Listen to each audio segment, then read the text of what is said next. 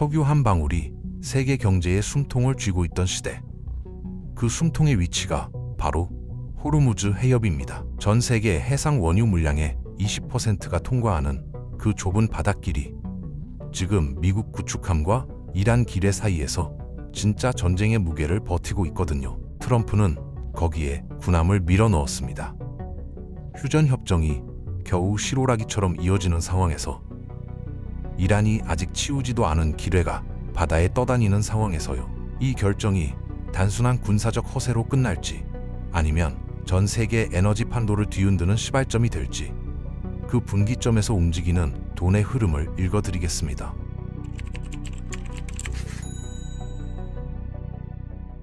지난 2월 28일 이란과 미국 사이에 전쟁이 시작된 이후 미국 해군 함정이 처음으로 페르시아만 안쪽으로 들어갔습니다. USS 프랭크 피터슨과 USS 마이클 머피, 유도 미사일 구축함 두 척이 국제적으로 공인된 항로를 확보한다는 명목으로 해협을 돌파한 거거든요. 미국 중부사령부가 이를 공식 발표하며 이란의 통행 요금소를 우회하는 수로를 보호하기 위한 작전이라고 표현했는데, 사실상 이란이 틀어진 해협을 힘으로 열어젖히겠다는 선언이었습니다. 트럼프는 이 작전을 발표하면서 중국, 일본, 한국, 독일, 프랑스를 직접 이름을 대며 공개적으로 깎아내렸습니다. 이 나라들이 스스로 해협을 뚫을 용기도 의지도 없으니 미국이 그 나라들을 위해 대신 해주는 거라고 했거든요. 동맹국들을 겁쟁이라고 국제 무대에서 공식 표현한 셈인데, 이게 트럼프식 외교의 전형이죠. 굴욕감을 안겨주면서 동시에 의존도를 높이는 방식입니다. 트럼프의 논리는 이겁니다. 미국과 이스라엘의 공습으로 이란의 기뢰 부설 선박들은 이미 바다 밑에 가라앉았고, 이란에게 남은 실질적인 위협은 그 배들이 깔아놓은 채 표류하는 기뢰뿐이라는 거예요. 더 이상 전략적으로 배치하는 기뢰가 아니라 제어도 안 되고 이란도 어디 있는지 모르는 유실 기뢰들이 바다에 떠다니고 있다는 거죠. 하지만 그 기뢰 하나가 유조선에 걸리는 순간 보험도 계약도 아무 소용이 없거든요. 선박이 폭발하면 그 손해는 고스란히 화주와 수입국이 뒤집었습니다. 보험사들은 이미 호르무즈 통과 선박에 대한 전쟁 리스크 보험료를 몇 배로 올려놓은 상태예요. 같은 시각 파키스탄 이슬라마바드의 세레나 호텔에서는 미국과 이란 사이의 간접 협상이 조용히 진행되고 있습니다. 호텔 전체를 완전히 비우고 경찰과 군 병력 10,000명을 반경 안에 배치한 상태입니다. 이게 그냥 외교 협상이 아니에요. 아직 전쟁 중인 두 나라가 서로 총은 쏘지 않겠다고 약속한 상태에서 처음으로 대화를 시도하는 겁니다. 미국 측 대표단의 안전을 위해 비밀 경호국 요원들까지 투입됐고, JD 벤스 부통령이 이 자리에 직접 나와 있습니다. 두 나라 협상단은 같은 방에도 앉지 않습니다. 파키스탄이 중간에서 메시지를 주고받는 방식으로 진행돼요. 그만큼 양측 사이의 감정이 아직 생생하다는 거죠. 협상 테이블에 앉겠다는 신호는 보내면서도 눈을 마주치는 것 자체를 피하는 상황입니다. 이란은 공개적으로 이렇게 말하고 있어요.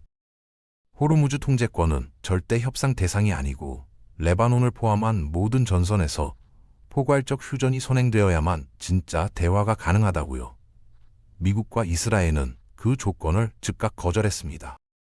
협상이 시작됐다고 해서 이란의 요구가 받아들여지는 게 아니라 이란이 협상장에 나오는 것 자체가 이미 약해졌다는 신호로 읽히는 거거든요. 트럼프는 그렇다면 직접 해결하겠다고 나섰습니다. 이란이 스스로 해협을 열지 않으면 미국 해군이 직접 안전 항로를 만들겠다는 거예요. 그리고 만약 미국 군함을 공격하면 그 결과는 이란이 감당할 수 없는 수준의 화력으로 돌아올 거라고 경고했습니다. 말 그대로 협상이냐, 군사 충돌이냐를 이란에게 선택하라고 밀어붙이는 거죠. 이게 2026년의 강압 외교입니다. 실제로 미 해군은 이미 기뢰 제거 작전을 시작했습니다. 소해함과 수중 폭발물 처리 부대가 해협 진입로를 따라 작업을 벌이고 있거든요. 이란 입장에서는 자국이 설치한 기뢰를 미국이 직접 걷어내는 장면을 지켜봐야 하는 상황인 겁니다. 군사적 굴욕이자 협상 레버리지가 하나씩 사라지는 과정이기도 하죠. 이 전장 뒤에서 일어나는 일을 봐야 합니다. 세계 에너지 시장이 조용히 그리고 빠르게 재편되고 있거든요. 텅 빈 초대형 유조선 68척이 유럽과 아시아에서 미국 걸프만을 향해 이동 중입니다. 한 척당 약 200만 배럴을 운반할 수 있는 배들이에요. 이 배들이 기존에 중동에서 싣던 원유를 더 이상 기다리지 않고 미국으로 방향을 틀고 있다는 겁니다. 에너지 시장에서 이런 규모의 방향 전환이 이렇게 짧은 시간에 일어나는 건 매우 이례적인 일이에요. 미국 걸프만의 원유 수출량은 현재 하루 평균 490만 배럴 수준까지 올라왔습니다. 이란이 호르무즈를 막고 있고 카타르의 LNG 물량도 제한된 상태에서 러시아 원유는 제재로 시장에서 사실상 사라진 상황이거든요. 지금 당장 바이어들이 필요한 물량을 댈 수 있는 곳이 어디냐고 보면 딱 하나입니다. 미국이에요. 파이프라인도 항만 터미널도 수심이 깊어 초대형 유조선이 접안할 수 있는 심해 인프라도 모두 갖춘 나라가 미국뿐이거든요. 아시아와 유럽의 수입 업체들이 장기 계약 상대를 중동에서 미국으로 바꾸기 시작했고, 미국은 사실상 세계 원유 시장의 스윙 공급자 자리를 꿰찬 겁니다. 표면적으로 보면 이란이 호르무즈를 틀어막음으로써 세계를 인질로 잡았다고 볼 수 있는데, 실제로는 그 결과가 미국의 에너지 패권을 강화시키는 방향으로 흘러가고 있습니다. 트럼프가 이 상황을 미국에게 유리하게 보고 있는 이유가 이거거든요. 이란이 막을수록 미국이 팔고 이란이 버틸수록 미국산 원유 장기 계약이 늘어나는 구조입니다. 전쟁이 미국에게 에너지 수출 호황기를 열어주고 있는 셈이에요. 물론 국내에는 역풍이 있습니다. 미국 내 휘발유 가격이 갤런당 4달러를 다시 돌파했거든요. 2022년 바이든 행정부 시절 이후 처음입니다. 수출로 많은 원유가 해외로 빠져나가면서 국내 공급은 줄고 가격은 오르는 구조예요. 에너지 수출로 버는 돈과 국내 소비자 물가 사이에서 트럼프가 어떤 균형을 잡을지가 향후 중요한 변수로 떠오르고 있습니다. 트럼프도 이 문제를 의식하고 있다고 직접 언급했지만 구체적인 대응 방안은 아직 나오지 않은 상태예요. 공화당 유권자들의 실질적인 삶에 닿는 문제인 만큼 유가가 계속 오르면 정치적 부담이 커질 겁니다. 달러 이야기도 빠질 수 없습니다. 미국산 원유를 사가는 대부분의 거래가 달러로 결제됩니다. 바이어들이 장기 계약으로 미국 원유를 사갈수록 달러 기반 석유 결제 시스템, 즉 페트로달러 체계가 더 탄탄해지는 거거든요. 반면 이란은 하루 약 150만 배럴을 유령 함대를 통해 중국에 우회 수출하고 있는데, 이 거래는 위안화로 결제하거나 비트코인 같은 대안 결제 수단을 씁니다. 같은 호르무즈 위기가 달러 패권을 강화하는 동시에 위안화 기반 우회 결제망도 같이 키우는 이중 구조가 만들어진 거예요.